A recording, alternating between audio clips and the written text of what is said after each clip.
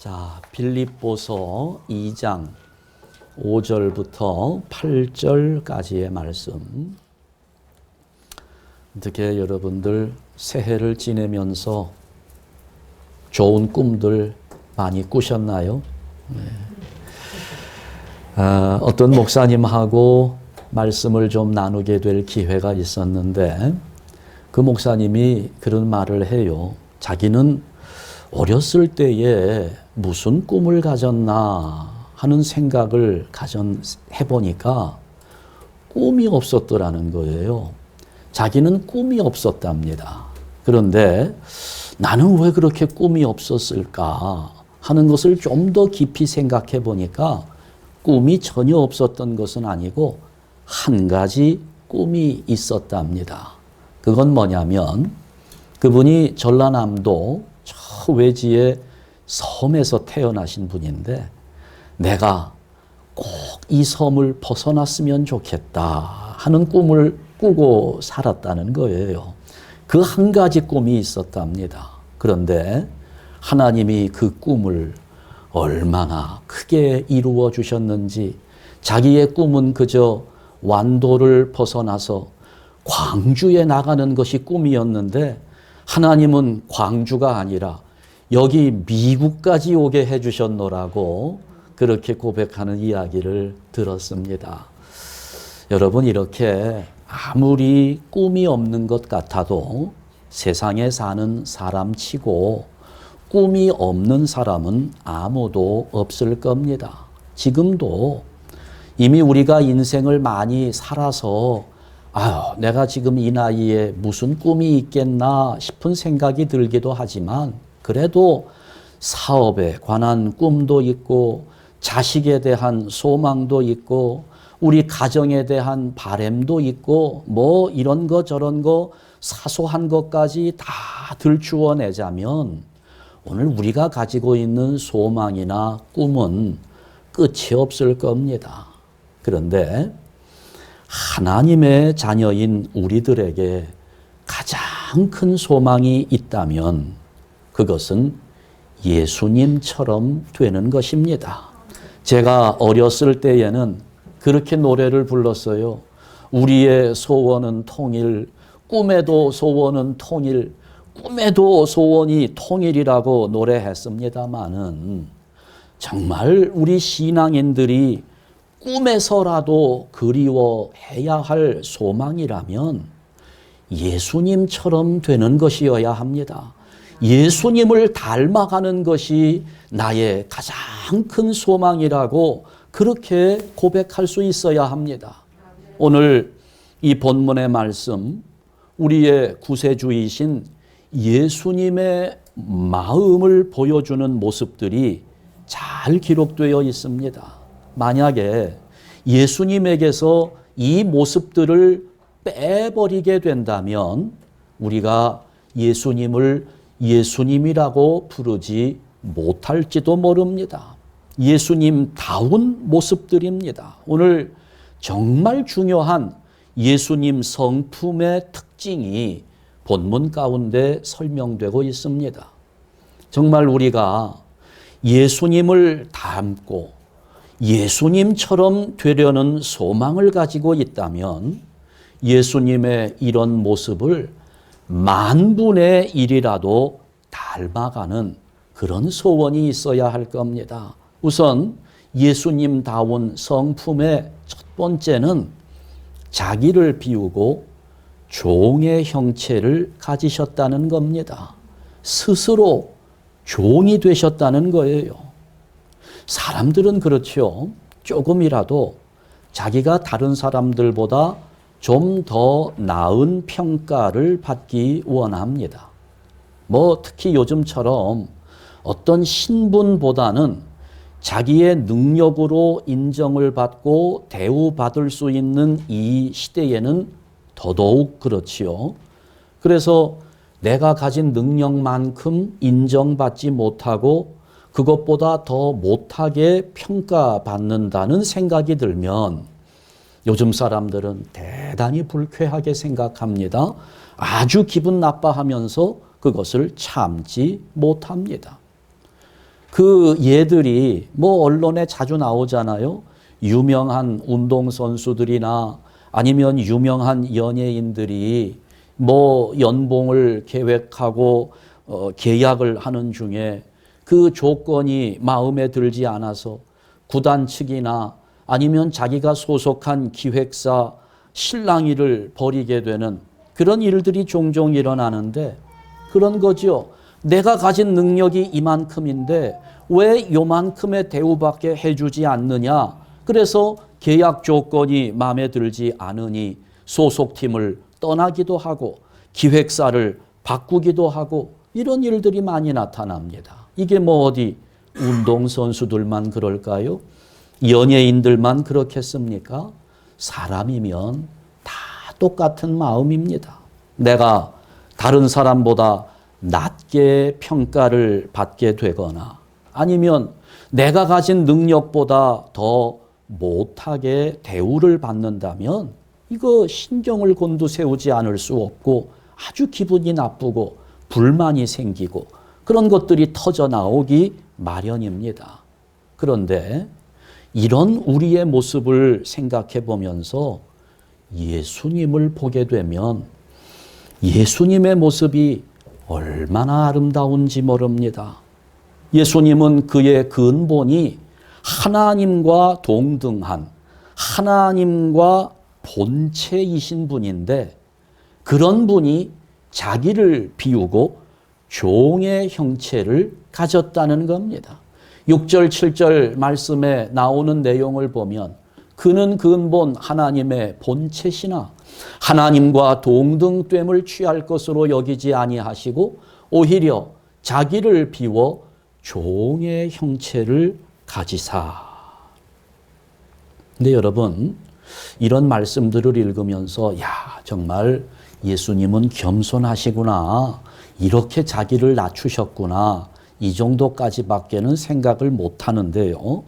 우리가 여기에서 알아두어야 할 것이 한 가지 있습니다. 그게 뭐냐면 지금은 겸손을 미덕으로 여기고 있습니다. 야, 저 사람 참 겸손하구나 하고 칭찬해 줄 수 있는 시대입니다. 겸손이 미덕입니다마는 예수님께서 이 땅에 계셨던 그 당시에 겸손은 미덕이 아니었다는 겁니다.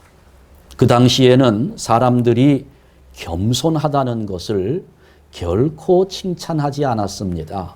이 겸손을 노예 근성에서 나오는 굴욕스럽고 비굴한 것이라고 생각했어요.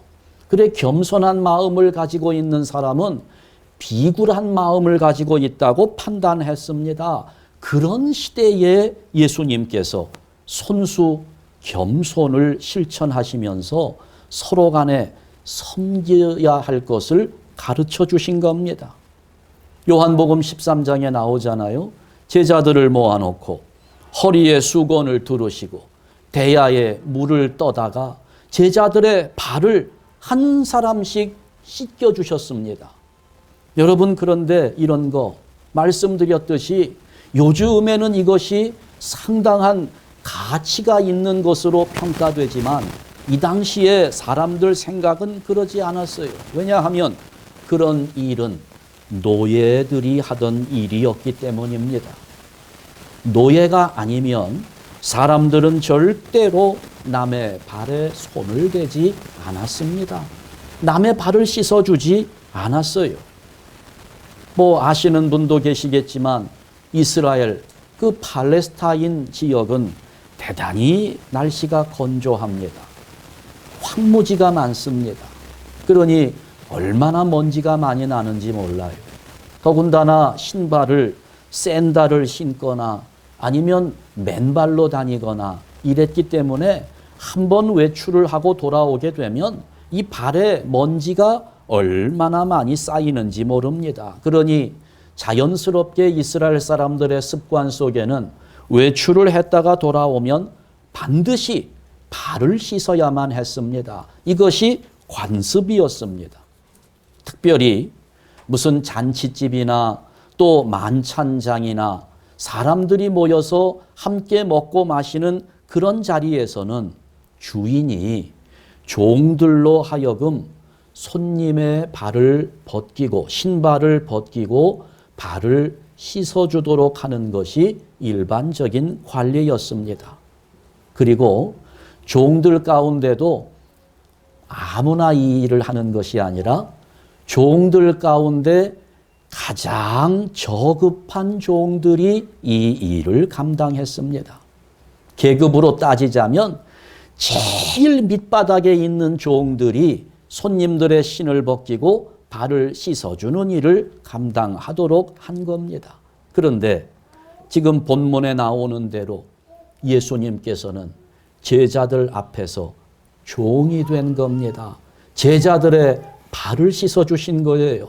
그게 오늘 7절에 이렇게 묘사가 된 겁니다. 오히려 자기를 비워 종의 형체를 가지사 사람들과 같이 되셨고, 전에도 제가 말씀드린 바 있지요. 예수님께서 인간의 몸을 입고 이 땅에 오셨다는 것이 예수님 입장에서 얼마나 어려운 일이었는가 하는 것.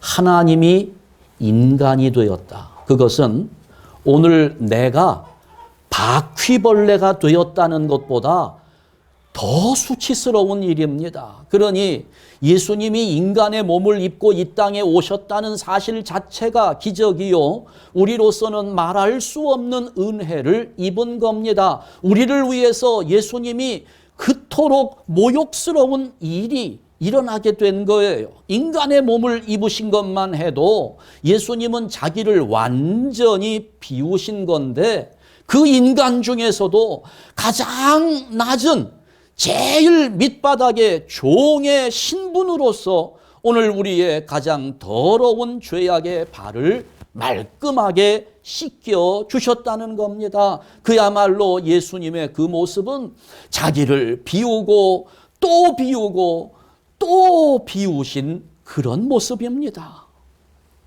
그러니까 우리가 정말 주님처럼 되기를 원한다면, 예수님을 닮기 원한다면 제일 먼저 본받아야 할 모습이 바로 이겁니다. 비우고 또 비우고. 그래서 종이 되어 남을 섬기는 모습입니다. 여러분, 우리 이제 더 이상 누군가에게 너무 그렇게 평가받고 대우받고 인정받고 하는 일에 민감해하지 맙시다. 그러거나 말거나 남이 인정을 하거나 남이 어떻게 대우를 해주거나 거기에 우리의 마음을 빼앗기지 말고, 그렇잖아요. 하나님이 나를 인정해 주신다면 사람들은 자연스럽게 나를 인정해 줄 수밖에 없을 겁니다. 아니요. 여러분, 사람들의 인정은 받지 않아도 상관없습니다. 하나님이 나를 인정해 주시는데 우리가 뭘 더 바랄 게 있겠습니까? 우리 사랑하는 한샘교회 성도 여러분들, 우리 예수님처럼 나를 비우고 또 비우고 정말 낮은 자리에까지 내려간다 할지라도 그 자리에서 하늘의 미랄이 되어 살아가는 삶이 무엇인지 잘 생각해보고 예수님을 닮아갈 수 있기를 주님의 이름으로 축원합니다. 두 번째로 예수님의 특별하신 성품, 죽기까지 복종하셨다는 겁니다. 죽기까지 복종하셨다. 이게 모든 사람들은요, 본능적으로 알고 있습니다. 자기 윗사람에게 복종해야 한다는 것을 본능적으로 알고 있어요. 여러분, 그래서 우리가 살다 보면 이 상하 관계가 늘 분명해지잖아요. 자기가 알아서 다 판단합니다. 특히 직장 생활을 하다 보면 더 그렇잖아요. 직장의 상사들. 근데 우리의 마음이 늘 즐겁지만은 않습니다. 윗사람이기 때문에 내가 복종하면서 살아야 한다는 그것이 우리의 마음을 참 불편하게 할 때가 많아요. 정말 당장 때려치고 싶은 마음. 아더매치 유징제비 티골못이라고 제가 어렸을 때는 주문처럼 외운 적이 있는데요. 뭔지 압니까? 아더매치 유징제비 티골못. 안이 꼽고 더럽고 메스껍고 치사하고 유치하고 징그럽고 티꼽고 비겁하고 꼴사납고 못마땅하고 그거 첫 글자만 따서 아더매치 유징제비 티골못 이렇게 이야기를 했어요. 참 안이 꼬울 때가 많고 마음에 들지 않는 그런 일들도 있지만 이게 상하 관계의 엄격함 때문에 군소리 하지 못하고 복종해야 할 때가 많아요. 그런데 여러분 그 복종에 상한선이 있습니다. 어디까지 내가 복종할 것인가? 이게 도에 지나쳐서 정말 참기 어려워지면 어떻게 돼요? 사표 던지는 거지요. 때려치는 겁니다. 내가 차라리 안 다니고 말지. 그리고 요즘은 교인들 가운데도 기분 나빠서 천당 안 가겠다는 사람들이 점점 늘어난다잖아요. 안 가고 만다는 거예요. 천국에 가서 내가 너와 만나가지고 다시 사느니 나는 차라리 천국에 안 가겠다고 기분 나빠서 천국도 거부하는 사람들. 이 상한선이 있거든요. 더더군다나 여기에 죽기까지라는 말이 들어가면 완전히 달라집니다. 여러분 회사를 위해서 너는 죽어라. 회사를 위해서 죽어라. 이렇게 이야기하면 그 직장에 붙어 있을 사람 누가 있겠습니까? 상명하복의 체계가 확실한 군대에서도 이유 없이 죽을 것을 명령하면 아무리 쫄병 1등병 2등병이라 할지라도 가만히 앉아서 그 죽음을 받아들이지 않을 겁니다. 여러분 죽기까지 복종한다는 것이 얼마나 어려운 일인지 몰라요. 쉽지 않습니다. 여러분 이게 참 어렵잖아요. 그러면 오늘 우리가 예수님을 본받으면서 참아야 되는데 견뎌야 되는데 오늘 우리가 이웃을 위해서 형제를 위해서 어디까지 참아주어야 할까요? 얼마나 용서해 주어야 합니까? 베드로가 예수님께 물었잖아요. 우리가 형제를 몇 번까지 용서해 줄까요? 7번까지 용서해 줄까요? 그러니까 베드로의 생각 속에서의 한계는 7번이었던 것 같아요. 그 이상은 못 참는다는 거죠. 그 이상은 용서 못 한다는 거예요. 그런데 생각해 보니까 그 정도만 해도 대단한 거죠. 우리는 어떻습니까? 자녀들 야단칠 때 여러분 뭐라고 야단쳤어요? 너 이게 한두 번이냐? 한두 번이면 내가 말을 안 해. 네. 무슨 말이에요? 아마 자녀를 양육하는 우리 부모의 한계는 2번까지인 것 같습니다. 내가 2번까지는 참을 수 있어. 너 근데 지금 3번째야 못 참는다는 거죠. 3번은 용서 못 한다는 겁니다. 여러분 우리가 형제들을 위해서 어디까지 품어주어야 할까요? 몇 번이나 참아야 될까요? 어떤 분이 저에게 그런 이야기를 해줘요. 목사님, 돈 모으는 비결을 가르쳐 드릴까요? 뭡니까? 자기가 분명한 비결을 갖고 있대요. 돈을 모으려면 우리가 이렇게 살면서 아끼고 또 아끼고 그러면서 살아가는데 아무리 그렇게 아끼고 아껴도 꼭 돈을 써야 할 곳이 생긴다는 겁니다. 그때 돈을 꼭 써야 할 그 돈을 안 써야 돈을 모을 수 있다는 거예요. 그걸 쓰지 말라는 겁니다. 이게 참 생각해 보니까 우리가 어디까지 품어야 할 것인지에 대해서 아주 중요한 부분을 시사해 주는 것 같아요. 어디까지 참을까? 우리가 참습니다. 그런데 참다가 정말 더 이상은 참지 못하는 한계 상황이 오게 됩니다. 이거는 정말 못 참겠다 하는 그것을 참는 겁니다. 그래야 그리스도의 마음을 품는 겁니다. 견디다가 도저히 견딜 수 없는 꼭지점에 도달할 때가 옵니다. 정말 폭발하기 일보 직전입니다. 그때 그것을 견디는 겁니다. 그리스도 예수의 마음으로 품는 겁니다. 여러분, 언제까지냐?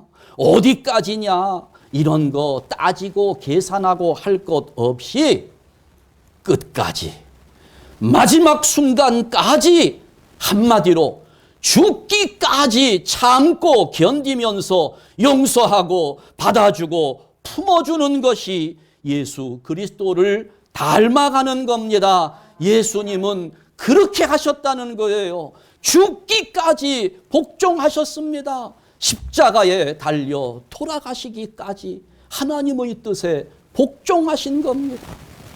예수님께서 보여주시는 성품 중에 가장 두드러진 성품입니다. 여러분, 우리가 주님처럼 되기를 소망한다면, 그렇다면 이렇게 주님의 죽기까지 복종하는 자세를 배워야 합니다. 하나님은 이렇게 죽기까지 복종할 줄 아는 사람을 사용하실 뿐더러 큰 은혜와 복으로 채워주시는 분입니다. 순종하지 못하면 이스라엘의 초대 왕이었던 사울과 같이 하나님께로부터 버림을 받습니다. 그러나 하나님 앞에 죽기까지 복종할 줄 아는 사람 앞에서는 홍해가 갈라지고 하늘에서 만나가 내려오고 반석에서 샘물이 터지는 겁니다. 죽기까지 복종하는 자에게 사자 굴 속에서도 맹렬히 타는 불 속에서도 하나님의 보호하심을 받을 수 있는 겁니다. 죽기까지 복종하는 자. 여러분, 하나님은 이사야 선지자를 통해서 이렇게 말씀하고 있습니다.